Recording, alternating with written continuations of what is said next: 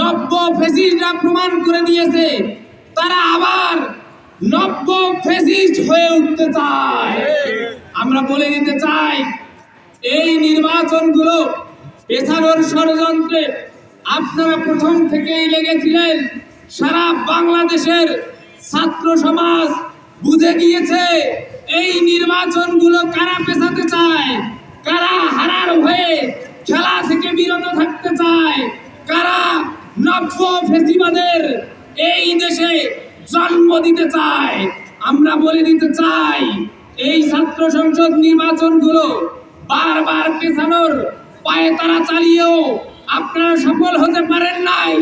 আপনারা বলেছিলেন দেশ নেতা আসবে, আমাদের নেতা আসবে, তারপর ছাত্র সংসদ নির্বাচন কে করে সেটা আমরা প্রমাণ করে ছাড়বো, কে করে সেটা আমরা বাধা দিয়ে ছাড়বো। কিন্তু আপনাদের দেশ নেতা, আপনাদের নেতা আসার পরেও জগন্নাথ বিশ্ববিদ্যালয়ের ছাত্র সংসদ নির্বাচন অনুষ্ঠিত হওয়ার মাধ্যমে ছাত্ররা প্রমাণ করে দিয়েছে এই বাংলাদেশে আর কোনো ফ্যাসিস্ট নেতার অবস্থান হবে না ইনশাআল্লাহ। সম্মানিত ভাইয়েরা, আমরা দেখেছি রাজশাহী বিশ্ববিদ্যালয় ছাত্র সংসদ নির্বাচন পরপর 4 বার পেছানো হয়েছিল। অন্যান্য বিশ্ববিদ্যালয়ের ছাত্র সংসদ নির্বাচনও বারবার পেছানোর জন্য পায়তারা চালানো হয়েছিল। আমরা দেখেছি ছাত্রদল, আমাদের বন্ধু সংগঠন ছাত্রদলের কিছু শিক্ষার্থী আছেন যারা রানিং শিক্ষার্থী, যারা বিশ্ববিদ্যালয় শিক্ষার্থীদের পাঁচ বুঝে রাজনীতি করতে চায়, কিন্তু এদেরকেও ওই ছাত্র সংগঠনে মূল্যায়ন করা হয় না।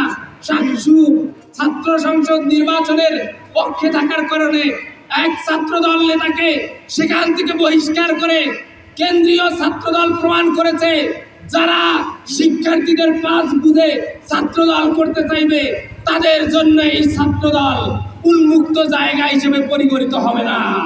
সম্মানিত ভাইয়েরা, আমরা সেই ছাত্রদলের ভাইদেরকে আহ্বান জানাতে চাই, যারা শিক্ষার্থীদের পাঁচ বুঝে রাজনীতি করতে চান, তারা অন্যান্য ছাত্র সংগঠন করেন অথবা শিক্ষার্থীদের পাঁচ বুঝে রাজনীতি করেন, আপনাদেরকে ছাত্রদল বিতাড়িত করলেও শিক্ষার্থীরা গ্রহণ করে নিবে ইনশাআল্লাহ। সম্মানিত ভাইয়েরা, আমরা এই বাংলাদেশ ইসলামী ছাত্র শিবির রাজশাহী বিশ্ববিদ্যালয় শাখার পক্ষ থেকে আমরা আহ্বান জানাতে চাই, অনতিবিলম্বে সাক্ষ্য নির্বাচন অনুষ্ঠিত হতে হবে এবং সেটা জাতীয় নির্বাচনের আগেই অনুষ্ঠিত হতে হবে ইনশাআল্লাহ। ওয়া মা তৌফিক ইল্লা বিল্লাহ। আসসালামু আলাইকুম।